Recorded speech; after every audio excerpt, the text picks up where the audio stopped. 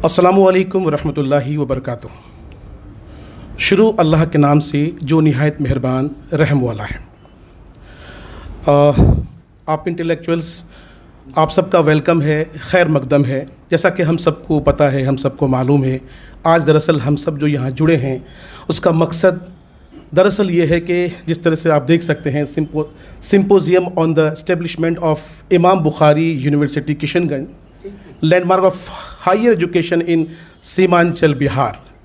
सीमांचल में तालीम की जो स्थिति है वो उससे हम सब वाकिफ़ हैं, और इमाम बुखारी यूनिवर्सिटी निश्चित रूप से मील का पत्थर साबित होने वाला है। और आप सबका तहे दिल से शुक्रिया है कि आप सब मौलाना मोतीउर रहमान साहब की बुलावे पर यहाँ पर आए हैं। ज़ाहिर है आप सब इंटेलेक्चुअल्स हैं और ये महफ़िल भी इंटेलेक्चुअल्स की है, और जिस मुद्दे पर हम चर्चा करेंगे, बात करेंगे, वो मुद्दा भी जो है साहब तालीम से जुड़ा है और इंटेलेक्चुअल्स का ये की महफ़िल है।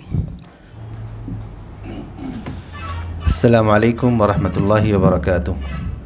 अऊज़ु बिल्लाहि मिनश शैतानिर रजीम।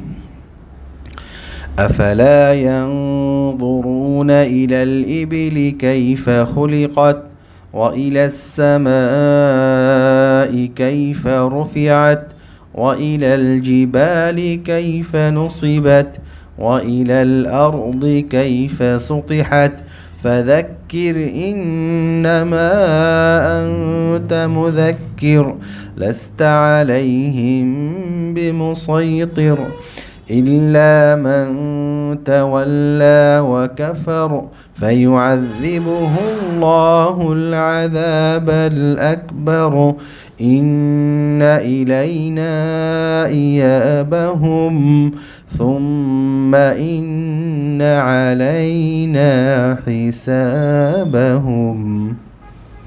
मैं आपको बताता चलूँ कि देखिए यहाँ जितने भी लोग मौजूद हैं दरअसल they all are very respected for अस।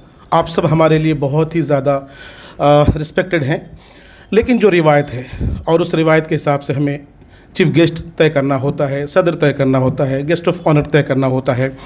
तो जनाब डॉक्टर प्रोफेसर सरवर साहब को हमने आज के इस प्रोग्राम का चीफ़ गेस्ट मुंतखब किया है, और उसी तरह से जनाब इम्तियाज़ नूरी साहब जो क्रिप्स के चेयरमैन हैं, वो इस कार्यक्रम के इस प्रोग्राम के सदर साहब हैं, और अब्दुल अजीज़ बस्तवी साहब वो भी हमारे बीच हैं। हम उन्हें गेस्ट ऑफ ऑनर पेश मौजूद हैं, हाँ, गेस्ट ऑफ ऑनर पेश करते हैं। अब मैं आप सबसे मैं बारी बारी नाम से मैं बुलाना चाहूँगा, और काफ़ी रिस्पेक्ट के साथ मैं आपसे ये गुजारिश करूँगा कि आप जो है स्टेज पर आएँ। जनाब डॉक्टर प्रोफेसर सरवर आलम साहब, आप यहाँ तशरीफ़ रखें। जनाब इम्तियाज़ नूरानी साहब, आप भी तशरीफ़ रखें यहाँ पे। अब्दुल अजीज़ बस्तवी साहब, आप भी तशरीफ़ रखें। प्रोफेसर उज़ैर साहब, अच्छा, इंजीनियर असलम अली साहब, आपसे भी चाहेंगे कि आप जो है मंच पर आएँ। मौलाना मोतीउर रहमान साहब, चलिए एक बार आप सबका फिर से तहे दिल से शुक्रिया अदा करते हैं, और साथ ही साथ आपसे ये भी कहना चाहते हैं कि दरअसल निज़ामत की जो ज़िम्मेदारी होती है वो बड़ी ज़िम्मेदारी होती है, और ये मेरी फ़ील्ड नहीं है, हम इस फील्ड से नहीं है। उसके बावजूद ये दूसरा मौका है जब निज़ामत कर रहे हैं, गलती कोताही हो तो नज़रअंदाज कर दीजिएगा, छोटा भाई समझकर माफ़ कर दीजिएगा। दोस्तों, इससे पहले कि हम अपने किसी स्पीकर को बुलाएं, उससे पहले आपको बता देना चाहते हैं कि सीमांचल की जो दशा और दिशा है उनसे हम सब वाकिफ़ हैं।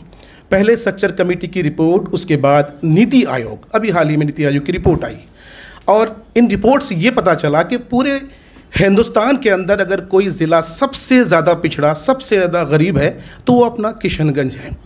और किशनगंज से अगर जिस ज़िले के बारे में ये कहा जा रहा है कि साहब सबसे ज़्यादा तालीमी तौर पर पसमानदा है, वहाँ से अगर कोई शख्स उठ करके एक ऐसा चिराग जलाता है जो पूरे न सिर्फ बिहार को बल्कि पूरे देश को जो है साहब रोशन करेगा, तो वो काबिल तारीफ़ है। और यकीन जानिए इमाम बुखारी यूनिवर्सिटी न सिर्फ मील का पत्थर साबित होगा, बल्कि मुझे अल्लाह की ज़ात से पूरा एतमाद है कि इंशाअल्लाह जिस तरह से आज अलीगढ़ मुस्लिम यूनिवर्सिटी, जामिया मिल्लत इस्लामिया, जामिया हमदर्द जैसी यूनिवर्सिटीज़ हैं, इंशाअल्लाह एक दिन ऐसा आएगा जब इमाम बुखारी यूनिवर्सिटी भी जो है साहब उसका शुमार भी यूँ ही किया जाएगा। प्रोग्राम के आगाज़ में मैं जनाब इंजीनियर उबैद आलम साहब से रिक्वेस्ट करता हूँ, गुजारिश करता हूँ कि आप यहाँ पर आएँ और जो हमारा मौजू है basically symposium on the establishment of Imam Bukhari university है ना, उस पर जो है आप अपनी बात रखें। और एक रिक्वेस्ट ये भी करना चाहेंगे कि जो भी स्पीकर आए प्लीज़, टाइम हमारे पास कम है, 2 से 3 मिनट में अपनी बात को मुकम्मल करें। जनाब इंजीनियर उबैद साहब। अस्सलाम वालेकुम। सबसे पहले मैं ये कहना चाह रहा हूँ कि एजुकेशन किसी भी सोसाइटी का बैकबोन होता है और इसको सपोर्ट करता है स्कूल, कॉलेज और यूनिवर्सिटी। तो माशाल्लाह अभी जो ये एस्टेब्लिशमेंट हो रहा इमाम बुखारी यूनिवर्सिटी का, ये मेरे ख़्याल से काफ़ी अच्छा एक पहलू है, जिससे हमारे सीमांचल और पर्टिकुलर किशनगंज में, क्योंकि किशनगंज में अभी तक कोई यूनिवर्सिटी है नहीं, बाकी जगह तो बिहार में बहुत सारी यूनिवर्सिटी हैं लेकिन किशनगंज में नहीं है। तो इंशाल्लाह किशनगंज के लोगों को इससे काफ़ी फ़ायदा होगा, क्योंकि बहुत लोग ऐसे होते हैं जो बाहर जाकर नहीं एजुकेशन ले सकते हैं because of so many reasons. तो ये यूनिवर्सिटी इंशाल्लाह वहाँ रह कर के लोग, बच्चे आसपास में यूनिवर्सिटी बनेगा तो डेफिनेटली वहाँ के लोग काफ़ी इंशाल्लाह इससे फ़ायदा उठाएंगे। तो मेरी गुजारिश भी ये होगी कि भाई जितने लोग वहाँ के हैं या फिर वहाँ के जितने लोग बाहर रहते हैं या लिंक्स में जो भी हैं, उन सब लोग से हम लोग जो भी ज़रूरत महसूस हो रही है यूनिवर्सिटी को, जो ज़रूरियात हैं यूनिवर्सिटी को, उसको फुलफ़िल करने के लिए हम सब लोग साथ दें भी, क्योंकि अभी इंशाल्लाह हम लोग साथ देंगे तो डेफिनेटली ये आगे बढ़ेगा और आगे जैसे जैसे बढ़ेगा तो फिर फैकल्टीज़ और बाकी डिपार्टमेंट्स भी आएंगे और इंशाल्लाह काफ़ी आगे जाएगा यूनिवर्सिटी। प्रोफेसर उज़ैर साहब से रिक्वेस्ट करते हैं, गुजारिश करते हैं कि आप नहीं आए हैं। अब मैं मुअद्दबाना गुजारिश करता हूँ हक्कानुल कासमी साहब से, जो सीनियर सहाफ़ी हैं, आप यहाँ पर आएँ और प्लीज़ अपनी बात रखें। अस्सलाम वालेकुम। सबसे पहले तो मैं मुबारकबाद देना चाहूँगा मौलाना मोती साहब को कि उन्होंने बहुत अच्छा कदम उठाया है। सीमांचल जैसी सरज़मीन जो यकीनन तालीमी एतबार से, माशी एतबार से बहुत पसमानदा है, वहाँ एक यूनिवर्सिटी की शदीद ज़रूरत थी। मैं उनके अज़्म को, उनके जुनून को सलाम करता हूँ कि उन्होंने वहाँ की पसमानदगी को महसूस किया और एक यूनिवर्सिटी कायम करने की कोशिश की। मैं शायद उस वक्त किसी मदरसे का तालिब इल्म था जब मैंने बिलिड्स में एक मुरासला लिखा था कि पटना में यूनिवर्सिटी कायम की जाए। मेरे ख़्याल से 20-25 साल पहले की बात है। आज जब मैं देख रहा हूँ कि पूर्णिया में एक यूनिवर्सिटी कायम हो चुकी है तो मुझे बड़ी खुशी हो रही है। मैंने अभी इमाम बुखारी यूनिवर्सिटी के जो किताबचा है, बुकलेट है, वो मैंने देखा। मुझे बड़ा अच्छा लगा कि इसमें तमाम मौज़ूआत का अहाता किया गया है। यकीनी तौर पर हमारे किशनगंज सीमांचल के तलबा को ऐसे मौज़ूआत की ज़रूरत थी। इससे इनका दिमागी या ज़हनी उफ़ुक़ वसी होगा और इससे एक नई मिसाल, एक नई राह बच्चों को मिलेगी। हमारे बच्चों के करियर को, मुस्तक़बिल को रोशन करने के लिए मौलाना मोती साहब जो कोशिश कर रहे हैं उसके लिए मैं मुबारकबाद देता हूँ। शुक्रिया, खुदा हाफ़िज़। बहुत बहुत शुक्रिया सर, बेहद कीमती बातें आप कह रहे थे।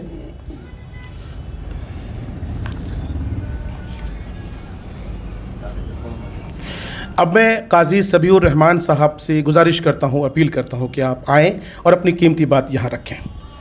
काजी सबीउर रहमान साहब। अस्सलामु अलैकुम। बिस्मिल्लाहिर्रहमानिर्रहीम। इक़रा बिस्मि रब्बिकल्लज़ी खलक़। जो कुरान की जो पहली आयत उतरी हुज़ूर पाक सल्लल्लाहु अलैहि वसल्लम पर जब कि वो गारे हिरा में थे, तो ये 5 पहली आयतें उतरी है। और सबसे पहले जब जिब्रील आए और उन्हें कहा कि इक़रा पढ़, तो उनका रिएक्शन कहते मैं कैसे पढ़ूँ, मुझे तो पढ़ना नहीं आता। तो फिर उन्होंने इसको 3 बार जब दोहराने के बाद फिर ये 5 आयतें उन्होंने पढ़ी। तो ये हम सब के लिए बहुत ज़रूरी है कि बीइंग ए ह्यूमन बीइंग और एज ए मुस्लिम, एजुकेशन कितना इम्पोर्टेंट है कि अल्लाह ने जो सबसे पहले जो वही उतारी है हुज़ूर पाक सल्लल्लाहु अलैहि वसल्लम पर, वो पढ़ने को लेकर के है, वो इल्म को लेकर के है।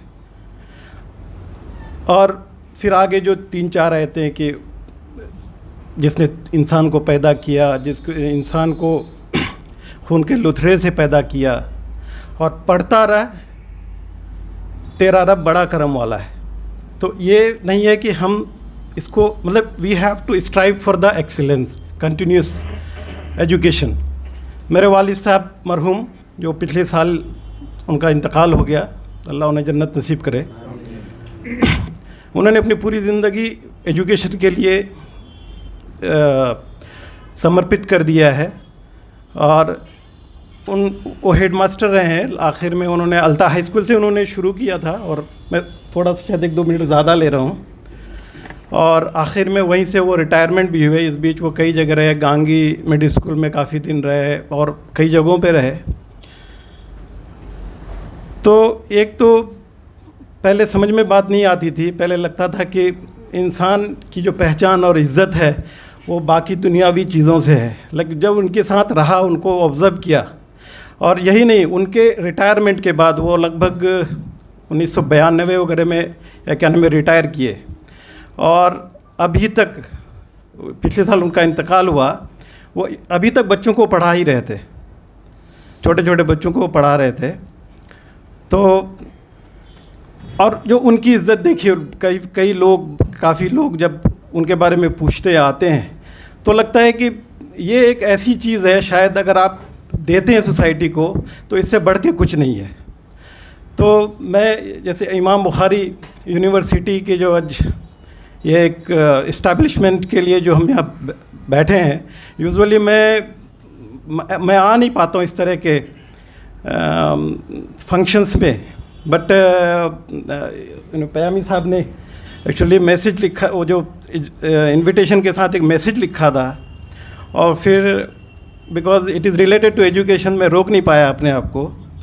तो मैं दुआ करूँगा कि ये बहुत अच्छे से सक्सेस हो, और ये ज़रूरत है हमारे जो आज हमारा किशनगंज, आप देखिए हम ज़्यादातर लोग जो आज से 20 साल 25 साल 30 साल पहले जिन्होंने 10th किया होगा, कुछ लोग हैं जो इंसान स्कूल से तालीम हासिल करी होगी, बट ज़्यादातर लोगों ने गांव के किसी मिडिल स्कूल और हाई स्कूल से तालीम हासिल करी है। मैंने खुद अब 5वीं क्लास तक अपने गांव के स्कूल से तालीम हासिल करी, फिर अल्ता हाई स्कूल में तालीम हासिल करी, उसके बाद मैं किशनगंज आया। तो एक अच्छी चीज़ ये है कि जो भी टीचर्स है, I think we need quality teachers, we need quality educations. लोग जो भी पढ़ाएं ईमानदारी के साथ पढ़ाएं, पैसे और सक्सेस को छोड़ के अब जो हम दे रहे हैं अपने जनरेशन्स को, वो अनकंडीशनल एजुकेशन दे कर के पढ़ाए। और ये एक जो यूनिवर्सिटी का वहाँ पर स्टार्ट हो रहा है, आई थिंक ये एक अच्छी शुरुआत है, क्योंकि अभी तक हमारे यहाँ देखेंगे तो स्कूल्स तक ही लिमिटेड है, और जो कॉलेजेस हैं वो भी जो गवर्नमेंट कॉलेजेस हैं। तो ये एक अच्छी शुरुआत है और हम सबका सपोर्ट है। मैं दुआ करता हूँ कि ये जो है बहुत अच्छा सक्सेस करे। जी शुक्रिया। बहुत बहुत शुक्रिया काजी साहब, बहुत कीमती बातें, काफ़ी अहम बातें आप बता रहे थे। 1 मिनट लेना चाहूँगा क्योंकि हम सब लोग सीमांचल से हैं, और एक अहम बात जो मेरे जहन में आई है और आपसे शेयर करना ज़रूरी समझता हूँ। 2018 से पहले तक मैं भी तौहीद एजुकेशनल ट्रस्ट से वाकिफ़ नहीं था। सिर्फ ये जानता था, जब अलीगढ़ से या जामिया से घर जाना होता था, एक बड़ी सी मस्जिद और एक गेट दिखता था, और जैसे ही वो दिखता था समझ लेते थे कि भैया घर पहुंच गया। लेकिन मैं यहाँ पर मेरे बड़े भाई इंजीनियर असलम मलिक साहब मौजूद हैं, मैं इनका ज़िंदगी भर एहसान मानूंगा कि इन्होंने मुझे वहाँ पर तौहीद एजुकेशनल ट्रस्ट में जो है साहब इनकी सिफारिश से मैं पहुँचा वहाँ पर। फिर मैं समझ सका कि वाकई में अब्दुल मतीन सल्फ़ी साहब और उनके बाद उनके साहबजादे मौलाना मोतीउर रहमान साहब जिस लेवल पर जो है तालीम को बढ़ावा दे रहे हैं, उस पर मौलाना मोतीउर रहमान साहब ख़ुद बताएंगे, मैं उस पर जिक्र नहीं करना चाहूँगा। लेकिन सही बात यह है मेरे भाइयों कि हम लोग किशनगंज से होने के बावजूद तौहीद एजुकेशनल ट्रस्ट की जो तालीमी एक्टिविटी है उससे हम लोग वाकिफ़ नहीं हैं। और जिस लेवल पर जो मतलब हायर एजुकेशन की जो बात की जा रही है, यकीन जानिए मौलाना मोतीउर रहमान साहब की ये पहल इंशाल्लाह कामयाब, बिल्कुल निश्चित रूप से कामयाब होना है, और फिर देखिएगा किस तरह से हम लोग इससे फैज़याब होंगे। खैर बहरहाल, तो अब हम जो है साहब नदीम सुहेल साहब हमारे दोस्त हैं, हमारे अजीज़ हैं, और इस कार्यक्रम को कामयाब बनाने में उनकी बड़ी भूमिका रही है। नदीम भाई, आपसे गुजारिश करेंगे कि आप यहाँ पर तशरीफ़ लाएँ, कीमती बातों से सरफराज करें। अस्सलाम वालेकुम। जिस मकसद से हम लोग यहाँ जमा हुए हैं ये तो आप सभी को पता है। एजुकेशन की हालात के बारे में सिर्फ़ एक छोटी बात मैं कहूँगा और ख़त्म करूँगा अपनी बात को, कि इंडिया में जो यूनिवर्सिटीज़ हैं वो टोटल सिर्फ 441 यूनिवर्सिटी है पूरे इंडिया में, जो कि आबादी के हिसाब से आप देखें 130 करोड़ लोग की जनसंख्या वाले इंडिया में सिर्फ 441 यूनिवर्सिटीज़ हैं। और अगर बिहार की बात करें तो बिहार में जो यूनिवर्सिटीज़ हैं वो सिर्फ 18 है, और 18 यूनिवर्सिटीज़ में जो 8 यूनिवर्सिटीज़ ऐसी हैं जिनको फ़िट का सर्टिफिकेट दिया गया है यूजीसी की तरफ से, और 10 यूनिवर्सिटीज़ ऐसे हैं जो कि नॉट टू फिट फाउंड हुए हैं यूजीसी के सेक्शन 12B। तो जिसका जो मेन जो कारण है वो बेसिकली है इंफ्रास्ट्रक्चर। जैसे सभी भाई ने बताया कि जो हमारे किशनगंज और सीमांचल में जो एजुकेशन का जो लेवल है वो स्कूल तक ही महदूद रह गया है, आगे नहीं बढ़ पाया है, और हायर एजुकेशन की बात करना हर किसी के बस की बात नहीं है। पिछले बार भी मैंने कहा था कि जब सर सैयद अहमद ख़ान ने रहमतुल्लाह अलैह जब अपने पैरों में उन्होंने घुंघरू बांधा था तब अलीगढ़ मुस्लिम यूनिवर्सिटी जैसा एक इदारा खड़ा हुआ था। तो ये इतना आसान नहीं है। तो हम लोगों का ये मतलब रिस्पॉन्सिबिलिटी है कि अगर हम लोगों के बीच में से एक ऐसा इंसान जो इतनी बड़ी बात लेकर के खड़ा है, एक यूनिवर्सिटी की बात कर रहा है कि उसका एस्टेब्लिशमेंट कैसे हो, तो इसके लिए उनको हम लोगों का सहयोग का ज़रूरत है कि कैसे उनको हम लोग सहयोग करेंगे। तो अभी मतिउर रहमान साहब बताएंगे कि कैसा इंफ्रास्ट्रक्चर की ज़रूरत है और किस तरह से जो है कितने स्क्वायर फीट चाहिए। तो हम लोग जाहिर सी बात है अपने लेवल पे ये कोशिश करेंगे इंशाल्लाह, और हम लोगों ने करना शुरू कर दिया है, और इंशाल्लाह ये ज़िम्मेदारी हमारी और आपकी रहेगी, और इंशाल्लाह इसको कामयाब करेंगे।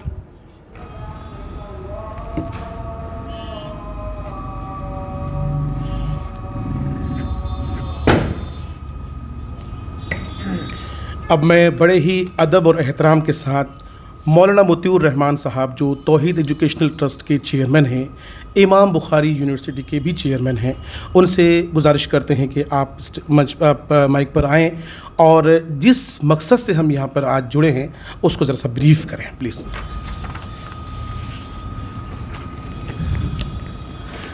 अस्सलामु अलैकुम व रहमतुल्लाहि व बरकातुहू। नहमदुहु व नुसल्ली अला रसूलिहिल करीम, अम्मा बाद।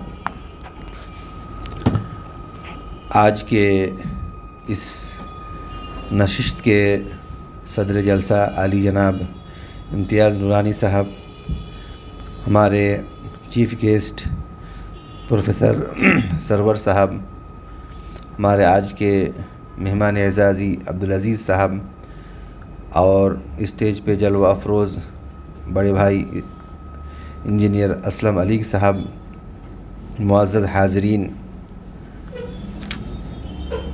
ये एक ख्वाब जो शर्मिंदा ताबीर हो रहा है, आप तमाम लोगों की दुआओं से और तमाम लोगों की मेहनतों से और कोशिशों से सीमांचल में एक चिराग रोशन किया गया था आज से 35 साल पहले, कि यहाँ के गरीबों को तालीम व तरबियत हासिल करने में आसानी हो, कम ख़र्च में यहाँ के गरीब और मुफलिस लोग तालीम हासिल करें, जिसके बानी मौलाना अब्दुल मतीन साहब रहमतुल्लाह अलैह, उनकी ये एक ख्वाहिश थी, उनका एक ख्वाब था। जब वो मदीना यूनिवर्सिटी में ज़ेर तालीम थे अक्सर अपने अहबाब और दोस्तों के साथ ये ज़िक्र करते थे कि अपना जो इलाक़ा है सीमांचल बहुत ज़्यादा गुर्बत और बहुत ज़्यादा लोग वहाँ इक़्तिसादी तौर पर कमज़ोर, जिनके पास ये इम्कानात होते थे, इतने पैसे होते थे कि अपने बच्चों को मदरसा लाइन में पढ़ाने के लिए दारुल उलूम देवबंद, नदवतुल उलमा लखनऊ, बनारस या दिल्ली, बम्बई या दीगर मुल्क में दीगर जगहों पर जहाँ पर इम्कानात है वहाँ पर भेजते थे। और जिनकी तादाद इधर जिनकी तादाद समाज में 5% भी नहीं हुआ करता था, और जिनके पास इम्कानात नहीं होते थे अपने बच्चों को मकतब में पढ़ाकर फिर वो काश्तकारी में, लेबर और मज़दूरी में लगा देते थे। इस तरीके से तालीमी शरह सचर कमेटी के रिपोर्ट के मुताबिक हिंदुस्तान का सबसे पिछड़ा हुआ डिस्ट्रिक्ट में शुमार किया गया। तो आज से 35 साल पहले एक हिफ्ज़ खाना 14 बच्चों से शुरू किया गया, और देखते ही देखते ये इदारा 2010 को वो वफ़ात पाए। तब तक इस इदारे की तौहीद एजुकेशनल ट्रस्ट की जितनी भी बिल्डिंगें और जितने भी कैंपस, सबको अगर एक जगह मिला दिया जाता तो अपने आप में वो एक यूनिवर्सिटी थी। लेकिन उस वक्त तक यूनिवर्सिटी का परमिशन वगैरह हासिल नहीं हो सका, और उस वक्त तक बिहार में प्राइवेट यूनिवर्सिटी बनाने का जो एक्ट था वो बहुत पेचीदा था। 2012 में लगभग, मुझे जो याद है कि नीतीश हुकूमत प्राइवेट यूनिवर्सिटी एक्ट को मंगाकर मुताला किया कि भाई क्या बात है कि बिहार में एक भी प्राइवेट यूनिवर्सिटी नहीं है। तो देखा गया कि जो यहाँ क़वानीन और ज़वाबित है वो बहुत सख्त किस्म के हैं, और यहाँ पर इस तरह के क़वानीन और ज़वाबित हो तो यहाँ कोई प्राइवेट यूनिवर्सिटी नहीं खोल सकता। फिर उसमें बहुत सारी नरमी लाई गई, आसानियाँ पैदा की गई, और जो अहम आसानियाँ हैं वो आप लोगों को मैं ज़िक्र करूं कि म्यूनिसिपैलिटी में 5 एकड़ ज़मीन या म्यूनिसिपैलिटी से बाहर में 10 एकड़ ज़मीन, और हायर एजुकेशन में एक्सपीरियंस होनी चाहिए। कोई आप बीएड कॉलेज चला रहे हैं, कोई फार्मेसी कॉलेज चला रहे हैं, कोई मेडिकल कॉलेज चला रहे हैं, कोई भी कॉलेज हो, आपके पास एक्सपीरियंस होनी चाहिए हायर एजुकेशन में। और 10 लाख रुपया फ़ीस होती है जो ड्राफ्ट बना के जमा करना पड़ता है एजुकेशन मिनिस्ट्री में, और एक डीपीआर आप बना के दीजिए। तो डीपीआर बनाने का ख़र्चा जो जानकार लोग हैं अपने से बना लेते हैं, जो जानकार नहीं हैं उनको काफ़ी ख़र्चा करना पड़ता है। हम लोग इस मैदान के नहीं थे, इस वजह से हमें इस सिलसिले में ख़र्चा हुआ 10 लाख लगभग में ख़र्चा, 10 लाख से ज़्यादा ख़र्चा हो गया डीपीआर बनाने में। लेकिन अल्हम्दुलिल्लाह एक डीपीआर बन के हमने हुकूमत को पेश किया। इस तरीके से ये और भी कुछ चीज़ें हैं जो दूसरे सूबों के एतबार से बहुत आसान हैं। आप ले लीजिए महाराष्ट्र में, जो मैं सुना हूँ कि वहाँ पर 60-70 एकड़ ज़मीन चाहिए, और आपके पास ऑलरेडी 5 कॉलेज पहले से रन कर रहा हो, तब जाके आप एलिजिबल हैं एक प्राइवेट यूनिवर्सिटी बनाने के लिए। तो बहरकैफ ये आसानियाँ आने के बाद हम लोगों को ये महसूस हुआ कि शायद किशनगंज में भी एक प्राइवेट यूनिवर्सिटी हम बना सकते हैं। 2012-13 में एक बहुत बड़ा प्रोग्राम किशनगंज में हुआ था, जिसमें लगभग 20 लाख लोग शरीक हुए थे, और प्रोग्राम का आखिरी दिन मेरा एक लेक्चर था, और उसमें मैं लोगों को ये ज़िक्र किया था कि अगले 5 से 10 साल में यहाँ पर एक यूनिवर्सिटी कायम हो, इसके लिए हम लोग कोशिश करेंगे। अब नहीं मालूम कितने लोग आमीन बोले, और अल्लाह का फ़ज़ल व एहसान है कि 10 साल पूरा नहीं हुआ। Letter of intent Tauheed educational trust को 5 फरवरी 2021 को हासिल हुआ, और लेटर ऑफ इंटेंट में जो बताया गया है, जो आप लोगों के सामने में जो किताबचा है, तारीफ़ी किताब है, इसमें ये बताया गया कि 2 साल की मुद्दत में स्पॉन्सरिंग बॉडी तौहीद एजुकेशनल ट्रस्ट इमाम बुखारी यूनिवर्सिटी को बनाने के लिए जो बुनियादी ज़रूरत है उसको पूरा करे। और बुनियादी ज़रूरत कि 5 एकड़ ज़मीन अगर आपके पास है म्यूनिसिपलिटी में, या 10 एकड़ म्यूनिसिपलिटी से बाहर अगर नहीं है तो वो परचेज़ करें। इसके अलावा 1 lakh square feet building university के लिए होनी चाहिए। 1 करोड़ रुपये सिक्योरिटी मनी बैंक में जमा होना चाहिए। 1 करोड़ के लगभग में कंप्यूटर फर्नीचर यूनिवर्सिटी के लिए ख़र्चा होना चाहिए। 1 करोड़ के लगभग में लाइब्रेरी के लिए किताबें वगैरह, और दीगर 2-3 पॉइंट है जो आसान है लेकिन ये अहम पॉइंट है। इस तरीके से इन चीज़ों को पूरा होने के बाद फाइनल अप्रूवल के लिए फिर हम बिहार गवर्नमेंट को फ़ाइल आगे बढ़ा सकते हैं। और सबसे जो भारी काम इसमें है कि 1 लाख स्क्वायर फीट का होना यूनिवर्सिटी के लिए। 1 लाख स्क्वायर फीट बिल्डिंग का ख़र्चा लगभग 12 करोड़ रुपया है, और इसके अलावा दीगर जो अखराजात जो मैं बताया आपको, और मिला जुला के लगभग 20 करोड़ का पूरा ख़र्चा है। आपके पास अगर 20 करोड़ आज हो जाए और टाइम ख़त्म हो जाए आपका, तो कोई फ़ायदा नहीं है, इसलिए कि बिल्डिंग आप एक दिन में नहीं बना सकते हैं। बिल्डिंग बनाने के लिए 1-2 साल का टाइम चाहिए, जो ऑलरेडी गवर्नमेंट हम लोगों को दे रही है। तो बिल्डिंग बनाने के लिए हम लोग शुरू में बहुत कोशिश किए। बड़े बड़े जो इंडस्ट्रियल है उनके पास हम गए और उन लोगों से गुजारिश किए। सब लोगों को ये प्रोजेक्ट बहुत पसंद आया, ऐसा होना चाहिए। लेकिन कोरोना के ऐसे मसाइल कि लोगों को अंदर से तोड़ दिया, और सब के साथ बड़ी बड़ी परेशानी और मसाइल। फिर हम लोगों ने ये मशवरा किया कि भाई कैसे हो, ये यूनिवर्सिटी का परमिशन हमें मिला है और पैसा के बगैर हम इसको बना नहीं पा रहे हैं, तो क्या करना होगा हम लोगों को।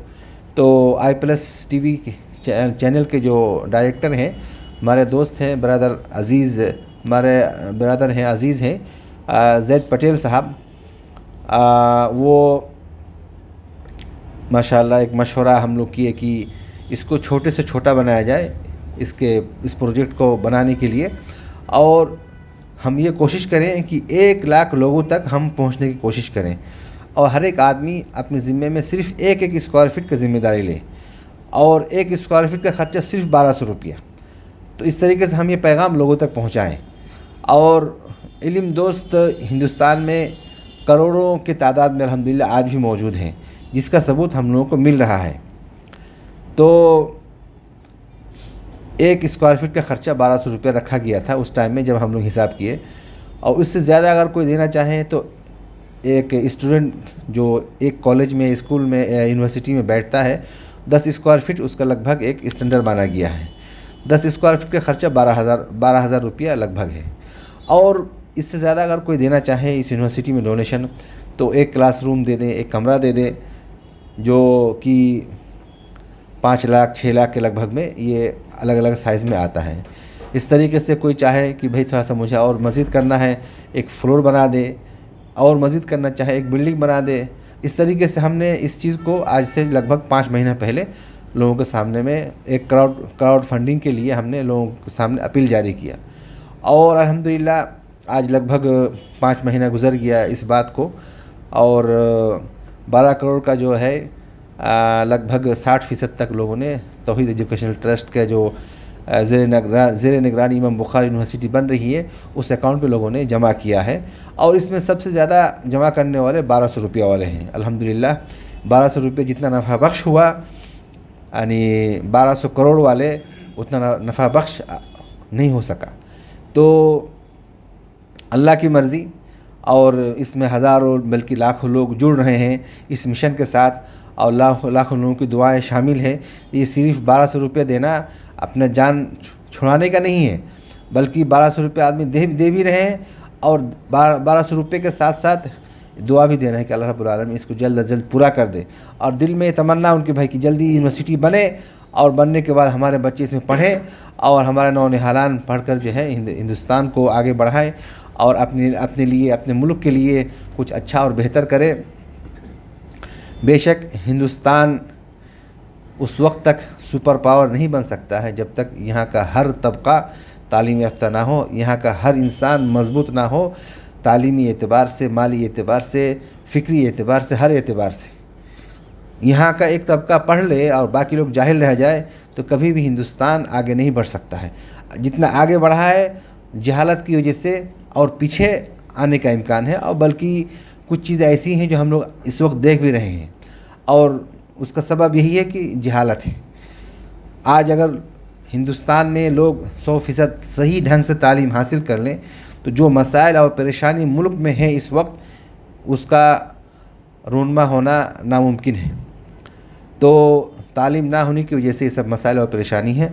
हम हिंदुस्तान को तालीम याफ्ता बनाएंगे और हिंदुस्तान को एक सच्चा और पक्का सेकुलर मुल्क बनाएंगे।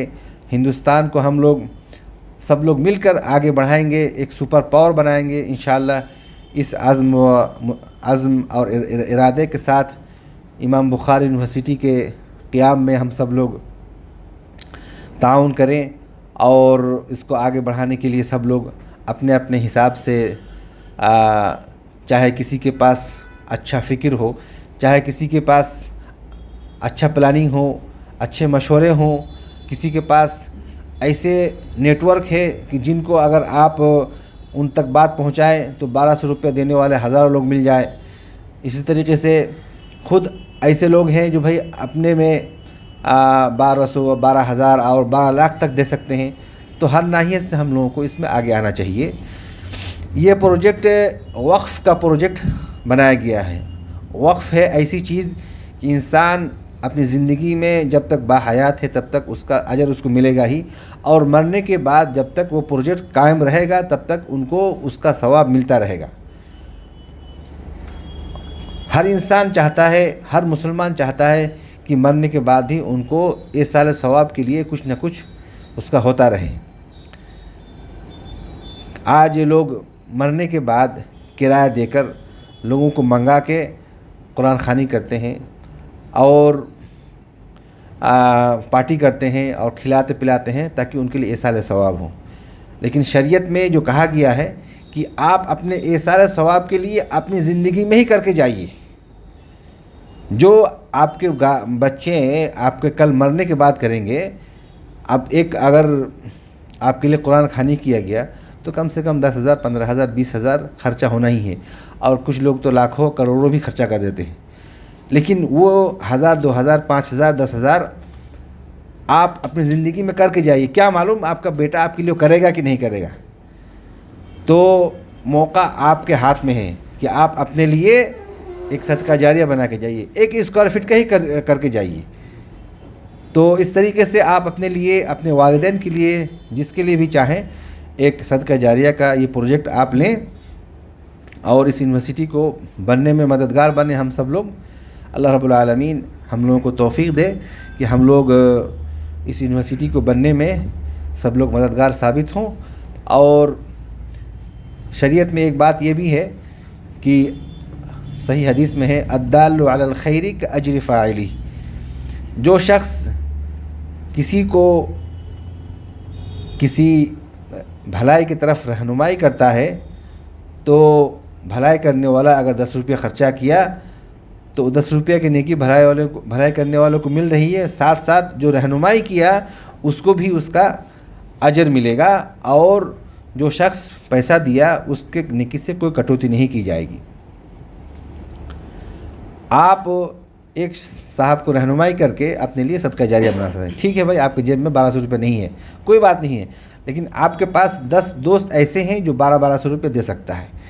तो आप 10 लोगों को कह के 1200 रुपया करके दिला के 12,000 रुपया का आप अपने लिए सदका जारिया बना लिए। आपका दोस्त तो जो एक आदमी 1200 रुपये दिए तो एक ही उसको अजर मिला, लेकिन आप 10 लोगों को जब बोले और 12 हुआ तो 12 आपको मिल रहा है सिर्फ़ आपकी रहनुमाई की वजह से। तो मैं मिसाल के तौर पे ये आपको ज़िक्र कर रहा हूँ कि आप अपने लिए इस तरीके से एक सदका जारिया मुफ्त में कर सकते हैं, सिर्फ़ 2 अच्छी बात कह के। अल्लाह रब्बुल आलमीन हम लोगों को तौफ़ीक़ दे कि इस यूनिवर्सिटी को कायम करने में हम तमाम लोग मददगार साबित हों और यूनिवर्सिटी बने और सीमांचल के लोग, किशनगंज के लोग इस यूनिवर्सिटी से तालीम हासिल करें। हमारे नौनिहालान वहाँ से पढ़कर इस हिंदुस्तान को आगे बढ़ाए, इस मुल्क को एक सुपर पावर बनाने के तरफ सब लोग मिलकर काम करें। अल्लाह रब्बुल आलमीन हम लोगों का हर तरह का नेक अमल कबूल फरमाए और हम लोगों को तौफीक दे। इसके लिए वसल्लल्लाहु अला नबी। बहुत बहुत शुक्रिया मौलाना मोतीउर रहमान साहब, काफ़ी तफसील से आपने चीज़ों को समझाया, बताया।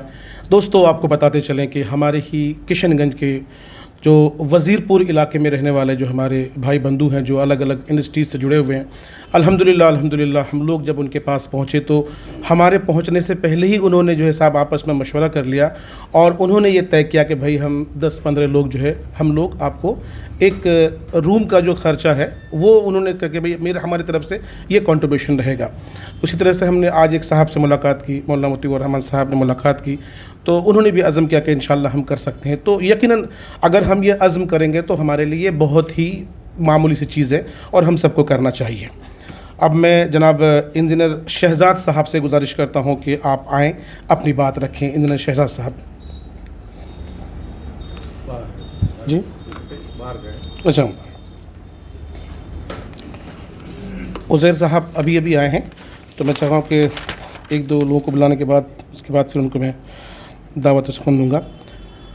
जनाब प्रोफेसर जुनैद हारिस साहब हमारे बीच मौजूद हैं, जामिया से इनकी वाबस्तगी है। हम आपसे गुजारिश करते हैं कि आप आएँ और 2 से 3 मिनट में अपनी बात को ख़त्म करें। अस्सलाम वालेकुम वरहमतुल्लाहि वबरकातुहू। हकीकत तो ये है कि 2 से 3 मिनट भी ज़्यादा है, इसलिए कि किशनगंज वालों की महफ़िल है, बड़े खुशनसीब लोग हैं और उन खुशनसीबों में मेरा शुमार होता नहीं। मैं सर सैयद की तफसीर एक दिन पढ़ रहा था, तफसीरुल कुरान वहुवल हुदा वल फुरक़ान उसका नाम है। तो उसके मुक़दमे में एक बहस है जिसको कि उनके एक साथी ने उनसे की है, उसके मुक़दमे में ख़ुद उन्होंने ज़िक्र किया है। वो है मुक़दमा में जो बहस है, सैयद महदी अली मोहसिनुल मुल्क के हैं उनके एक दोस्त।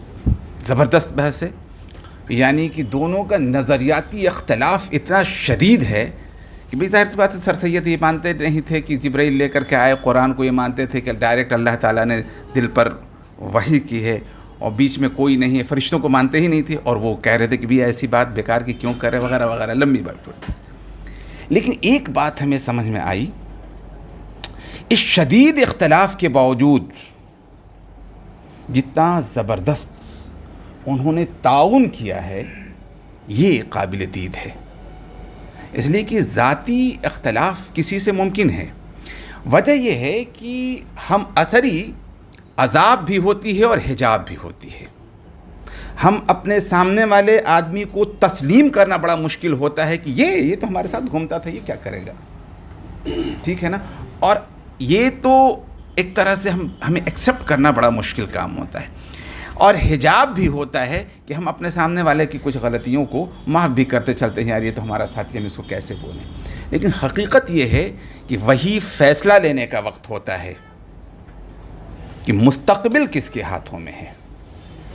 सर सैयद से उस ज़माने के लोगों ने लाख इख्तलाफ किया हो, लेकिन आज AMU ने जो कुछ दिया, मुसलसल दिया, तसलसल के साथ दिया, इनकार नहीं कर सकता है कि पूरी दुनिया में किसी मुस्लिम इदारे ने इतना ज़्यादा अता किया हो।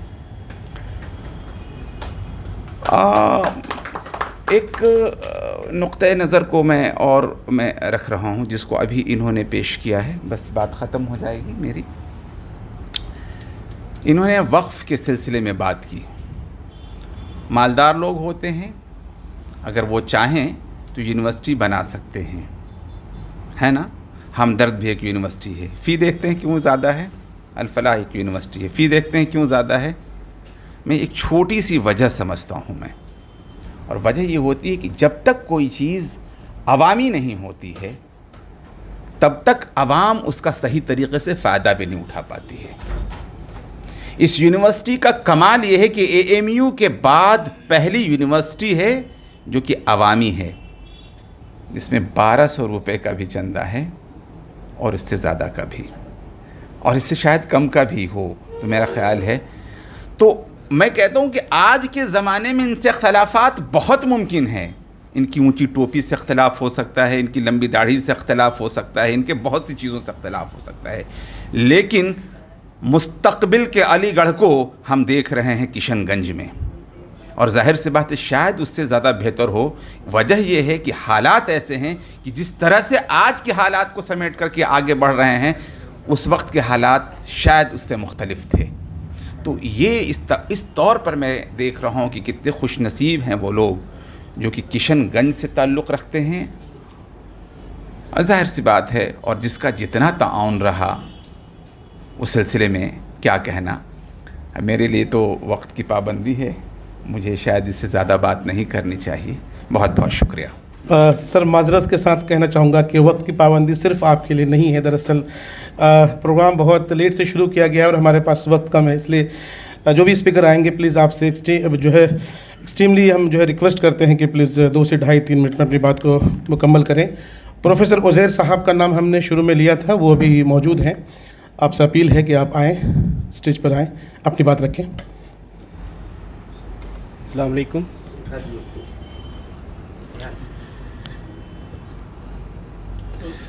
सॉरी, मैंने फ़र्स्ट टाइम इनको देखा आज। माशाल्लाह बहुत नूरानी चेहरा है और आप काम भी अल्हम्दुलिल्लाह बहुत अच्छा करने जा रहे हैं। तो एक्चुअली हम लोग हमदर्द में हैं। जब 98 में मेरा दाखिला हुआ था हमदर्द में, तो एक मतलब ऐसा लगा कि ड्रीम सा। फिर उसके बाद जब एम.फॉर्म कंप्लीट हुआ तभी मेरा अपॉइंटमेंट वहाँ पे हुआ। तो मैं इतना ज़्यादा एक्साइटेड था कि हमदर्द जैसे जगह में होना कोई मामूली बात नहीं है। तो उसके वजह से मुझे 1 वीक तक नींद नहीं आई, इतना ज़्यादा एक्साइटमेंट था। और मुझे इस चीज़ का भी एक मतलब क्या कहें रिग्रेट था कि मैं अलीगढ़ में नहीं पढ़ सका। तो मैं चाहता हूँ कि अलीगढ़ जैसा ही कोई इंस्टीट्यूट किशनगंज में खुल सके।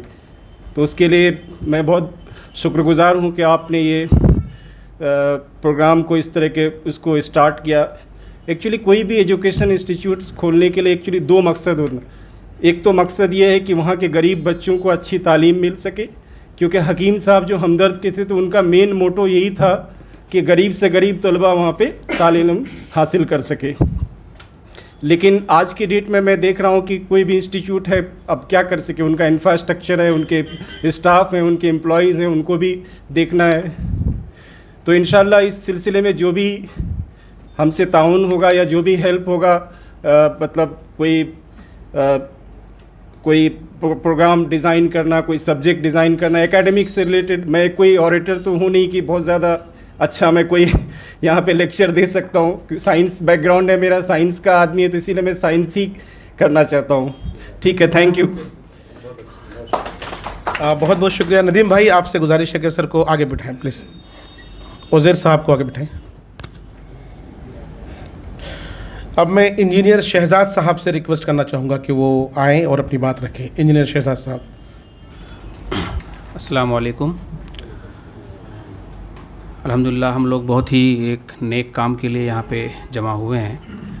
मकसद यही है कि हमारे इलाके में जो भी गरीब हैं, जो इस लायक नहीं हैं कि भाई अपने फाइनेंशियल मजबूरी की वजह से आगे पढ़ सकें, वो चीज़ जो ये हम मौलाना मतीन साहब जो ये बना रहे हैं, जो अल बुखारी यूनिवर्सिटी, उसमें हमारे इलाके के बच्चे उसमें तालीम हासिल करें और हमारी हर तरह से इसमें मदद रहेगी। एजुकेशन लाइन से उसकी मदद रहेगी इंशाअल्लाह। और अल्लाह से यही दुआ है कि ये अपने मकसद में कामयाब हो और इंशाअल्लाह ये आगे बढ़े। जज़ाकल्लाह। अस्सलाम वालेकुम। चलिए, बहुत बहुत शुक्रिया जनाब। अब मैं आप सबके बीच एक ऐसे शख्स को बुलाना चाहूँगा जिनको हम गाहे बगाहे समझते रहते हैं, उनको देखते रहते हैं, और हमारे सीमांचल के वो लोग जो अलग अलग किसी भी तरह की अगर बीमारी में मुब्तला होते हैं तो उनका काफ़ी योगदान रहता है। और सोशल मीडिया में अक्सर देखते हैं कि साहब ऐसे लोग को वो सपोर्ट करते हैं। हम बात कर रहे हैं जनाब बदरुल साहब से। बदर साहब, माजरत चाहूँगा, बदर साहब जो अपोलो से हैं, आप आएँ और अपनी बात रखें प्लीज़। अस्सलाम वालेकुम।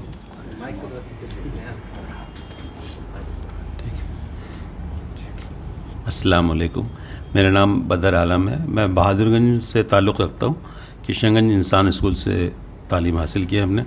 मुझे ज़्यादा कुछ इस इदारे के बारे में नहीं मालूम है, लेकिन एक ऐसी शुरुआत जो मेरे नज़र के सामने दिख रही है, मैं चाहता हूँ कि शायद ही कोई ऐसा इंसान हो जिसकी हिमायत ना करे या इसकी तरफ अपना कोऑपरेशन ना बढ़ाए।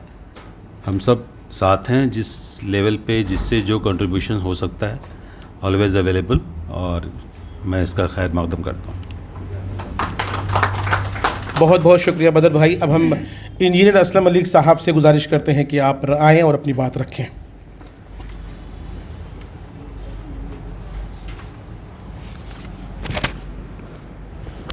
अस्सलाम वालेकुम वरहमतुल्लाहि वबरकातुहू। मैं तमाम लोगों से, इंजीनियर साजाद साहब से थोड़ा सा गुजारिश कर रहे हैं कि जो भी कॉल अभी आप लोग को आ रहा है, थोड़ा 15-20 मिनट के लिए, आधे घंटे के लिए इग्नोर करें। मैं समझता हूँ कि ये फैमिली टाइम है और उस टाइम में आप लोगों को बुलाया गया है क्योंकि गुफ्तगू बहुत सीरियस है और हम सीरियस लोग आज बैठे हैं।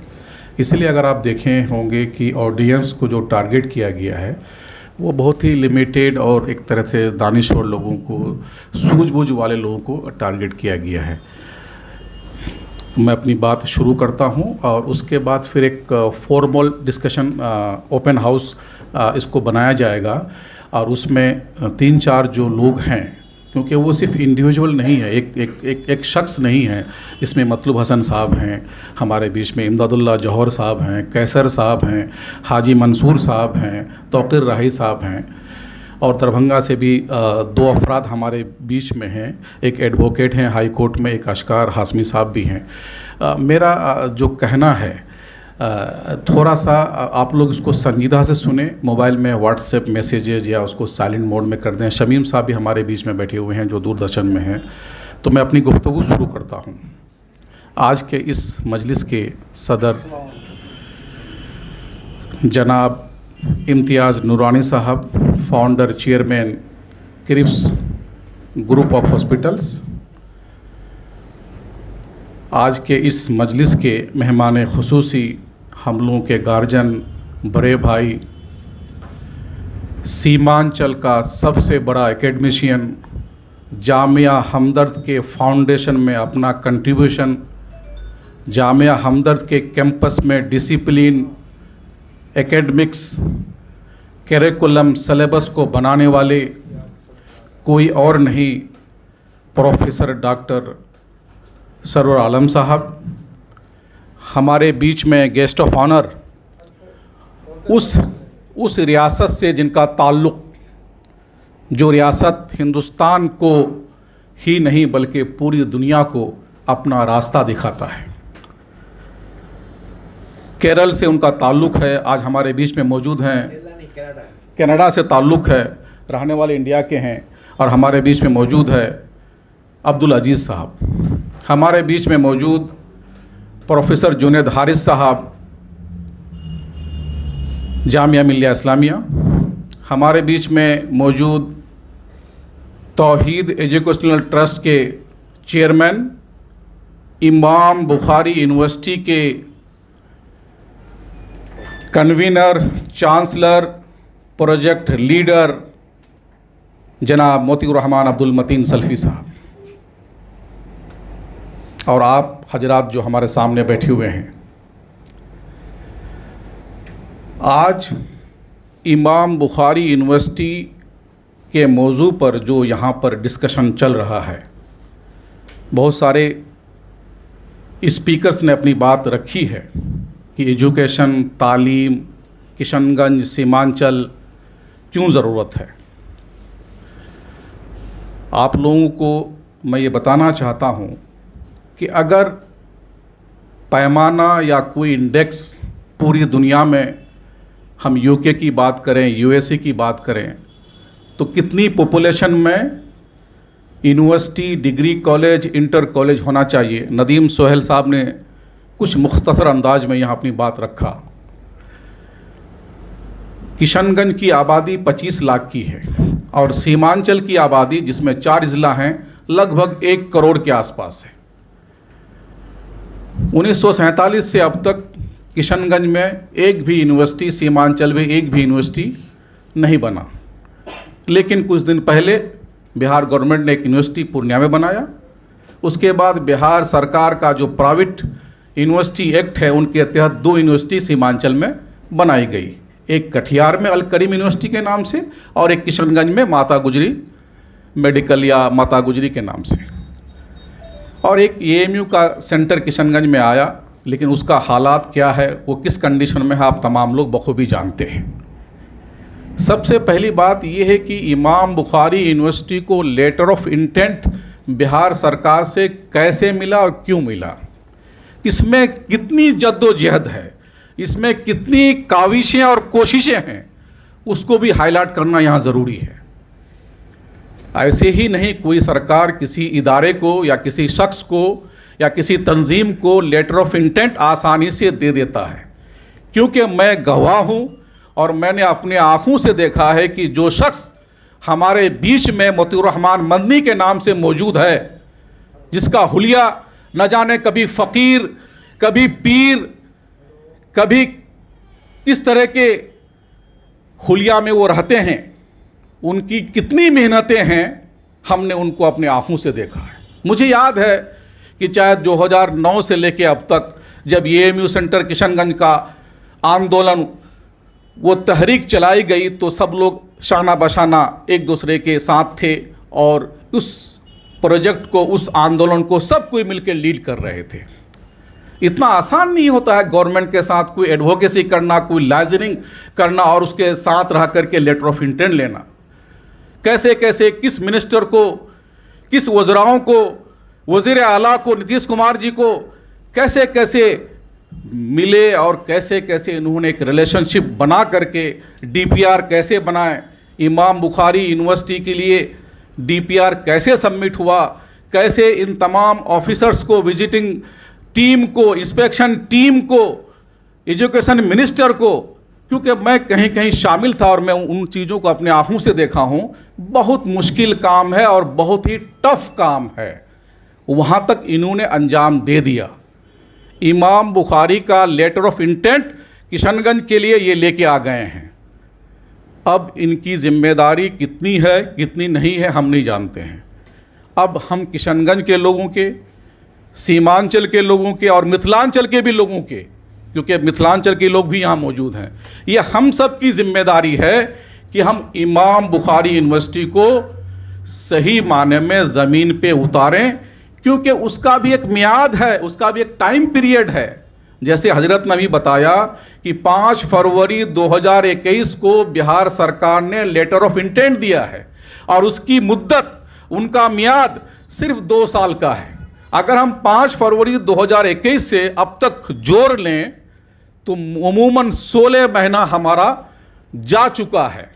24 महीने में 16 महीना हम खो चुके हैं, जो करना था वो कर चुके हैं, सिर्फ 8 महीना बाकी है।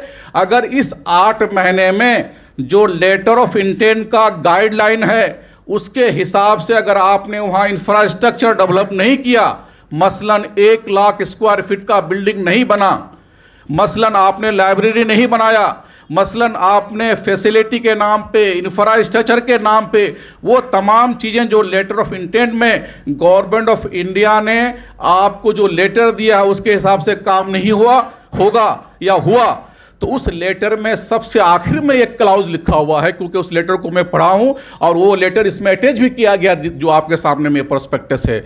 ये सिंपल एक सेंटेंस लिखा गया है कि हमारी टीम जब जा कर के देखेगा, उसको इंस्पेक्शन करेगा, अगर उसमें ये तमाम चीज़ें नहीं पाया गया तो ये लेटर ऑफ इंटेंट विथड्रॉ कर लिया जाएगा। तो क्या हम एक ऐसी अपॉर्चुनिटी को जो किशनगंज के लिए, सीमांचल के लिए हम लोगों को मिला है, क्या हम उसको खोना चाहते हैं? अब हम बात करते हैं सीधे कि ज़रूरत क्या है, हम क्यों आप लोगों को यहाँ बुलाए हैं, क्या मकसद है, क्यों बैठे हैं सर जोड़ करके हम लोग दानिश्वर लोग हैं, समझदार लोग हैं, हर शख्स अपने आप में एक अंजुमन है। क्यों हम यहाँ आज एक चिंतन शिविर के नाम पे, एक सलाह मशवरा के नाम पे, एक डिस्कशन के नाम पे हम यहाँ जमा हुए हैं? मकसद साफ है कि मोतीउर रहमान साहब जितना मेहनत कर रहे हैं वो तो करेंगे ही। हम लोगों को भी आगे आकर के अब मेहनत करनी है। 3 फॉर्मूला है, थंब रूल है। 1 लाख स्क्वायर फीट बिल्डिंग बनाने के लिए अगर हम 1200 रुपया पर स्क्वायर फीट लेंगे तो 12 करोड़ हुआ।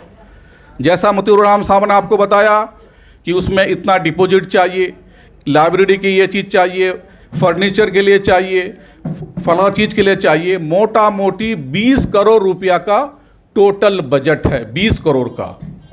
और उस 20 करोड़ रुपया में अल्हम्दुलिल्लाह मुझे एग्जैक्ट फिगर पता नहीं है, लेकिन ये बात मैं यहाँ अपने कॉन्फिडेंस से कह रहा हूँ कि 40% उस 20 करोड़ का मुझे लगता है अब तक जमा हो गया है, अल्हम्दुलिल्लाह।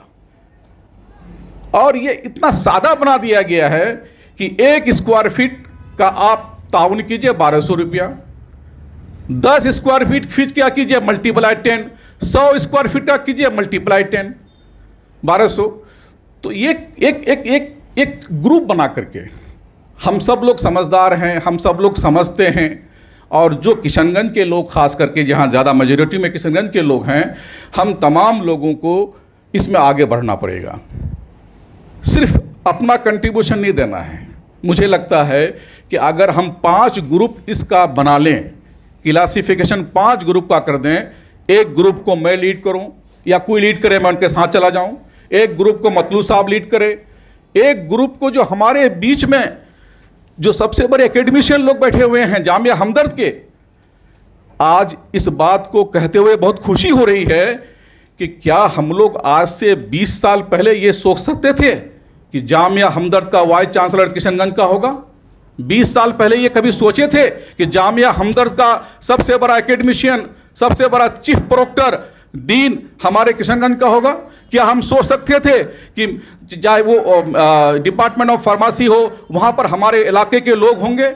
उजैर साहब बैठे हुए हैं। क्या हम ये कभी सोचे थे कि जो एडमिनिस्ट्रेशन है, जो डिप्टी रजिस्ट्रार होगा, वो हमारे किशनगंज का होगा? क्या हम कभी सोचे थे कि मंसूर साहब यहाँ आकर के एक बहुत बड़े कॉस्मेटिक के नाम पे, होम अप्लायंसेस इंडस्ट्री के नाम पे बहुत बड़ा इंडस्ट्री चला रहे होंगे? क्या हम ये कभी सोचे थे कि कैसर साहब जो एक मैन पावर का, ये टिकटिंग का, ट्रेवलिंग का बहुत बड़ा काम कर रहे हैं? कभी हम सोचे थे कि सोमथा जो एक जगह कोचाधामन में, वहाँ के आदिल साहब आकर के बैंकिंग सेक्टर में एक बड़ा नाम करेगा?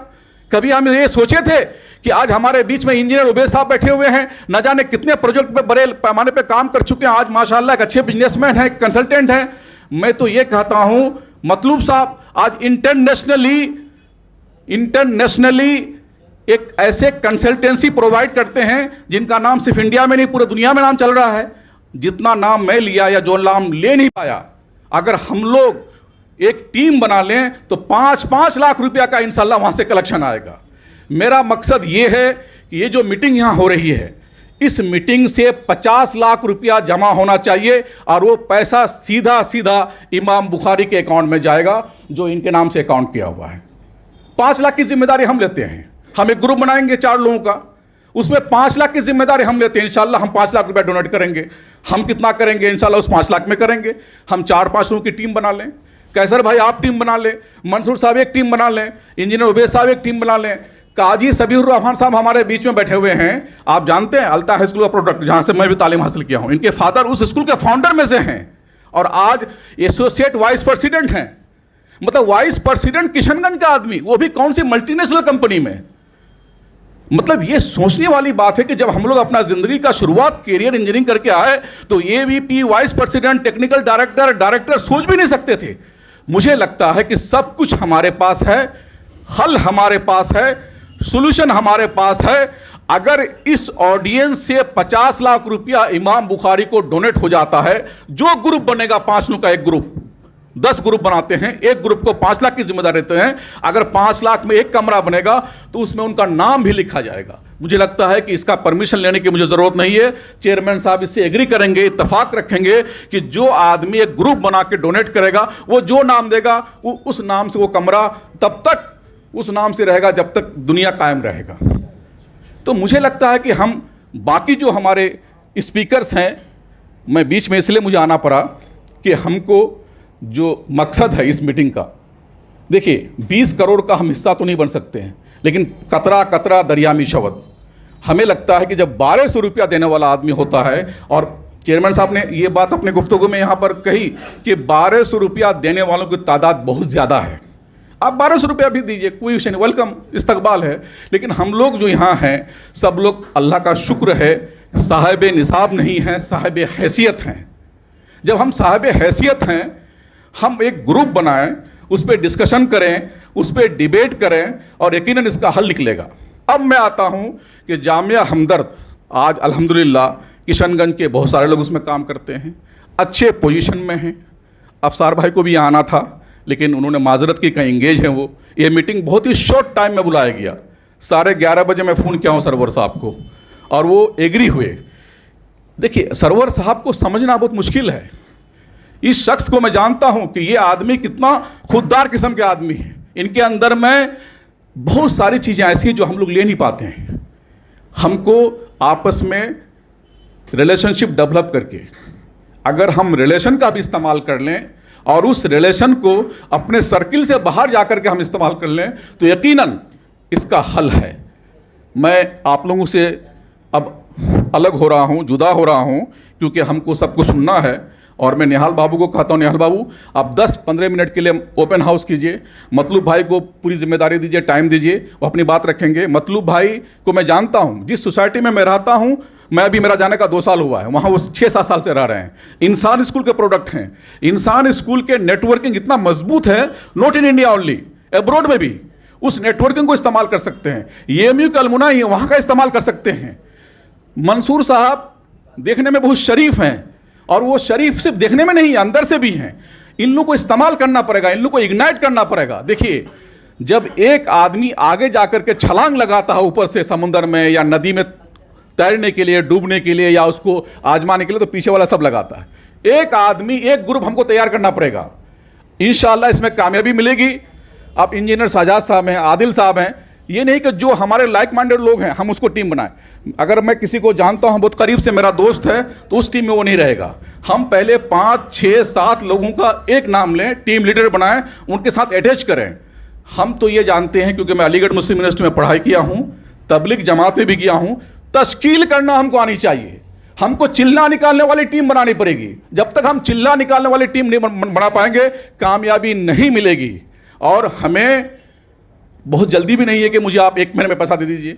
हमको मेहनत करना है, 10 दिन मेहनत करना है। हमारे बीच में इम्तियाज़ नूरानी साहब जो इस मजलिस के सदर हैं, हमारे बड़े भाई हैं, दोस्त हैं, कोलीग हैं। अल्हम्दुलिल्लाह मैं ऐसा नौजवान इतना जल्दी में उभरता हुआ पॉलिटिकली, सोशली, एजुकेशनली और बाकी चीज़ इकोनॉमिकली कितना मजबूत आप सब जानते हैं। मुझे लगता है कि अगर हम तमाम लोग ठान लें, यहाँ जितने लोग बैठे हुए हैं, तो उस 20 करोड़ का 0.5% या हिस्सा तो बन सकते हैं एक आदमी। हमको बहुत ज़्यादा टारगेट नहीं है, 20 करोड़ का 50 लाख, 2.5% हुआ तो 2.5%। और देखिए कितना अच्छा फिगर आ गया, 2.5% ज़कात भी दे रहा है हम लोगों को। एक फॉर्चुनेटली 2.5% ज़कात है हम लोगों पे। तो मेरा पॉइंट ये है कि बहुत छोटा टारगेट है, 20 करोड़ का 2.5% 50 लाख, ये हम लोग को अहद करना है। और मुझे लगता है कि अगर अहद हम लोग कर लेंगे तो इंशाल्लाह ये जो नशिस्त है, ये जो मीटिंग है, ये कामयाब होगा। और इसी पर्पज़ से, इसी मकसद के तहत इस मीटिंग को बुलाया गया है। और हम लोग इमाम बुखारी यूनिवर्सिटी, मतलब क्या मैं बोलूँ आपको, आप लोग आइए, जो नहीं देखे हैं। जैसे निहाल बाबू ने कहा वहाँ तालीम कैसे होती है, 2500 बच्चियाँ पढ़ती हैं मदरसा में, 2000 बच्चे पढ़ते हैं, ITI कॉलेज है, स्कूल है। उसके बाद यूनिवर्सिटी अगर बन जाएगा तो सबसे ज़्यादा फ़ायदा किनको होगा?